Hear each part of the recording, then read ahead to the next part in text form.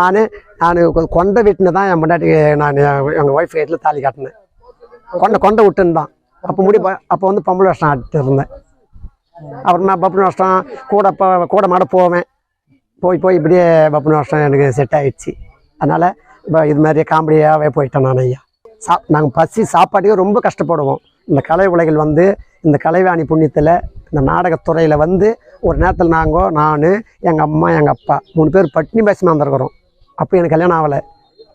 நாடகத்துக்கு போய் வந்து 5 ரூபா கூலி எடுத்துன்னு கொடுப்பேன். நான் அப்போவே 5 ரூபா கூலி எடுத்துன்னு கொடுத்தோன்னே எங்கள் அம்மா போய் 2 ரூபா அரிசி 2 ரூபா இது குழம்பு வாங்கிட்டு வந்து சாப்பாடு செய்து அப்பு போடுவாங்க. நான் போய் சேரும் பொழுதே எல்லா ஊருக்கு போனாலும் நல்ல பேர் எடுத்துன்னு தான் வரேன். இது வரையும் என்னுடைய தொழில் பற்றி யாரும் குறை சொன்னதில்லையா. என்னுடைய திறமையை பார்த்துட்டு அவர் விருப்பப்பட்டு கொடுக்குற, அவர் நம்ம கேட்காத முன்னே கொடுக்குறாரு. RNST ஜெயலட்சுமி நாடக மன்றம் தக்கோலம் கூட்டோடத்து பரமேஸ்வரமங்கலம் எம் லோகநாதன் ஐயா அவர் எனக்கு எந்த குறையும் இல்லாமல் 10 ரூபா பத்தலைன்னு சொல்லி கேட்டால் கூட எனக்கு போட்டு கொடுக்குறாரு. எந்த குறையுமே கிடையாது. அவர் பற்றி குறை சொல்லக்கூடாது. குறை சொல்லாத முன்னே நடந்துக்கிறாரு. அவர் ஒரு 100-50 கொடுத்தா கூட சரி, அது கணக்கில் எல்லாம் வைக்க மாட்டார். நடிகர்கள்லாம் கூட எந்த குறையும் கிடையாது ஐயா. எந்த நடிகர்களுக்கும் குறை வச்சதே கிடையாது.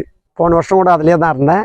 எந்த நடிகருக்கும் குறை வைக்கல. சின்னவங்களாக இருந்தாலும் பெரியவங்க இருந்தாலும் வாங்கப்பா போங்கப்பா வாங்கண்ணா போங்கண்ணா அந்த ஒரு நல்ல மரியாதை தான். எல்லாருக்கும் நன்றி.